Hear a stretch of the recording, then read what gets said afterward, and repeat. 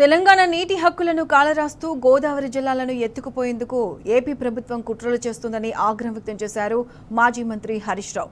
AP ప్రభుత్వం కుట్రలకు పాల్పడుతుంటే మంత్రులు ఏం చేస్తున్నారని ప్రశ్నించారు.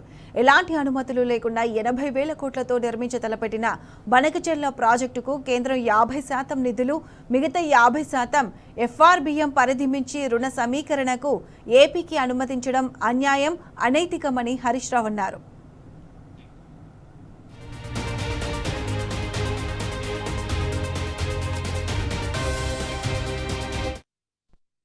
విభజన చట్టం ప్రకారం కృష్ణా లేదా గోదావరి నదులపై కొత్త ప్రాజెక్టులు నిర్మించాలనుకుంటే రివర్ మేనేజ్మెంట్ బోర్డుల అనుమతి అవసరమని హరీష్ రావు తెలిపారు.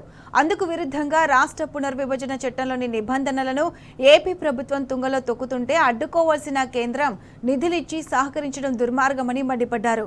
ఇది తెలంగాణ రాష్ట్రానికి కేంద్రంలోని ప్రభుత్వం చేస్తున్న తీవ్ర అన్యాయమని ఆరోపించారు. 2 కేంద్ర మంత్రులు, 8 మంది బీజేపీ ఎంపీలు, 8 మంది కాంగ్రెస్ ఎంపీలు ఉండి రాష్ట్రానికి ఏం లాభమని ప్రశ్నించారు.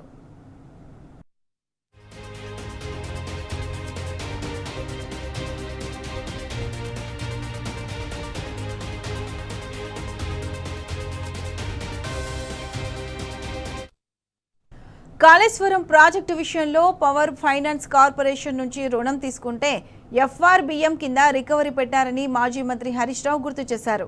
కానీ బనకచెర్ల విషయంలో మాత్రం అందుకు భిన్నంగా 50% ఎఫ్ఆర్బిఎం పరిమితి మించి రుణం తీసుకునేందుకు అనుమతి ఇచ్చారని అన్నారు. తెలంగాణపై సవతి తల్లి ప్రేమ, ఆంధ్రప్రదేశ్పై వరాల జల్లులు కురిపిస్తున్న కేంద్ర ప్రభుత్వాన్ని నిలదీసే ధైర్యం కాంగ్రెస్ సర్కార్కు లేదని హరీష్ రావు ఆరోపించారు.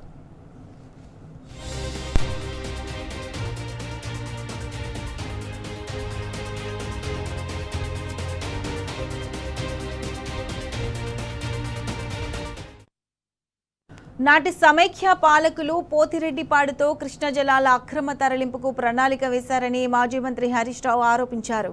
నేటి కాంగ్రెస్ నాయకుల సమక్షంలోనే బనకచెర్ల ద్వారా గోదావరి జలాల దోపిడీకి మార్గం సుగమం చేస్తున్నారని విమర్శించారు.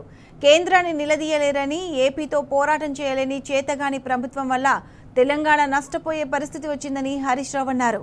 కాంగ్రెస్ ప్రభుత్వ అలసత్వం రాష్ట్ర ప్రయోజనాలకు గొడ్డలిపెట్టుగా మారాయన్నారు.